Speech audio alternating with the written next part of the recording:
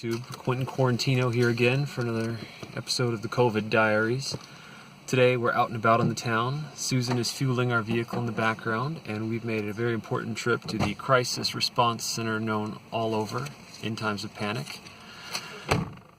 I was thinking again that you can't think of any sort of virus disaster without thinking about the movie Outbreak, and that means you have to think about monkeys. So I thought today's story would be about monkeys.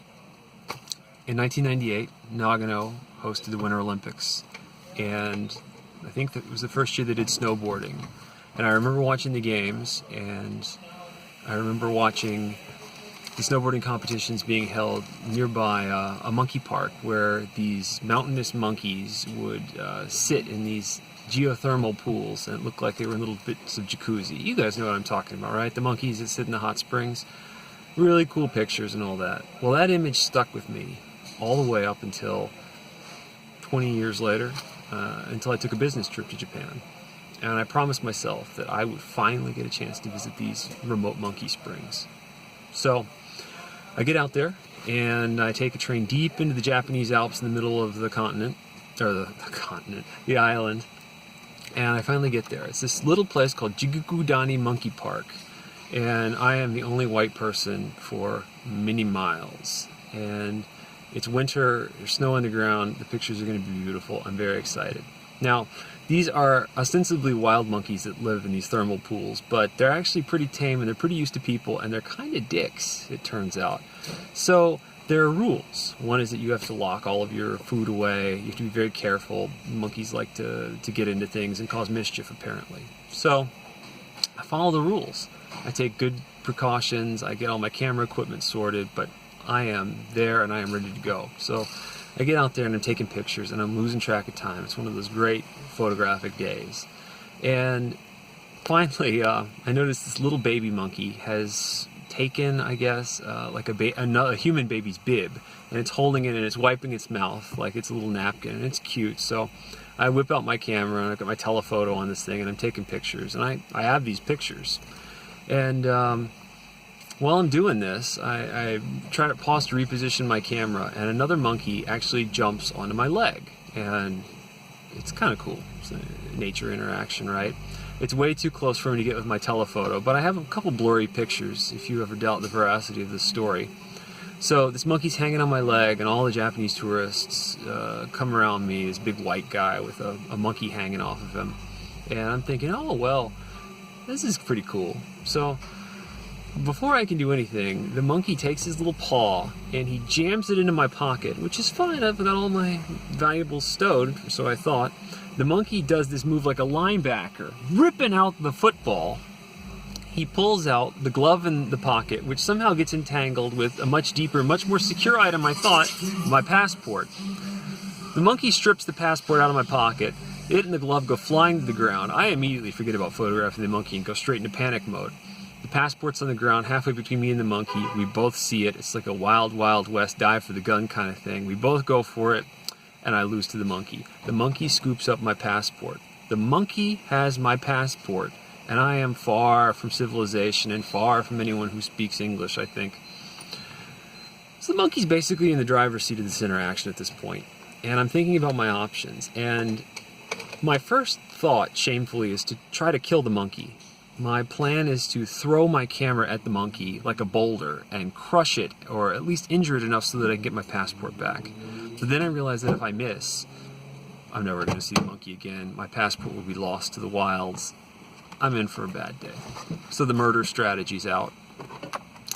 Next up, I think maybe I can cajole it into dropping it. And the only way I can think to do that is with food. Now, they told us, don't feed the monkeys. Don't ever bring out food in the presence of the monkeys, because the monkeys will try to get it from you, which made perfect sense back then, but now I'm in a bit of a crisis situation.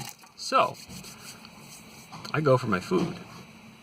In my camera bag, I have this little baggie of cake bites, nice little cake bites, and I reach down, I pull it out, and I open it up, and I pull out one of the little pieces of cake, and I throw it to the monkey. And the monkey immediately drops my passport and picks up the cake. and that's great. I rush forward. The original monkey skitters away, never to be seen again, happily with a piece of cake.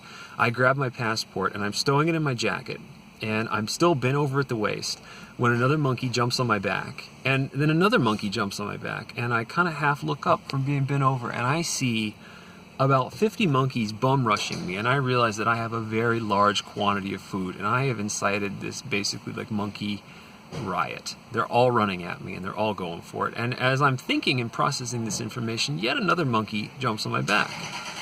I'm sure they're going to bite me in a minute. And all the Japanese people around me are chattering and laughing. And I'm sure there's some Japanese YouTube video with the translated title of Giant White Man versus Snow Monkeys. So at this point, I do what comes instinctively to me, and that is I take the bag, I jam both hands into it, and I rip it open and just explode everything away. The cake goes scattering everywhere. The monkeys all leap off of me like I'm Jesus releasing like an electric fireball or something. They all go scattering for the pieces of cake. They're all picking it up off the ground. All the people are laughing in the way I've dealt with it, and I feel pretty good about myself.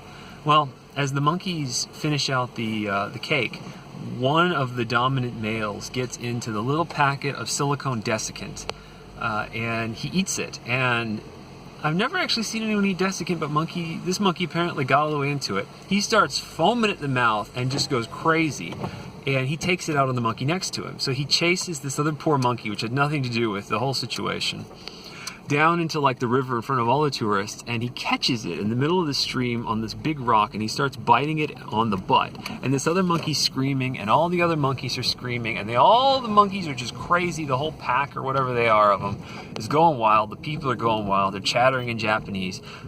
And I realize that it's probably time for me to get out of here. Definitely. So, I slouch down, look around, put up my collar, decide it's time to go. I'm slouching away, and this guy in these brown coveralls comes moving past me, and he has like the logo of the monkey sanctuary on it, and he goes in there, and I'm walking away very quickly now, but I'm not so far enough away so I can't hear what happens next. There's this rapid fire exchange of Japanese between him and the people who are there, and then I hear this worker call out in English very loudly and very angrily, "Who feed monkey?"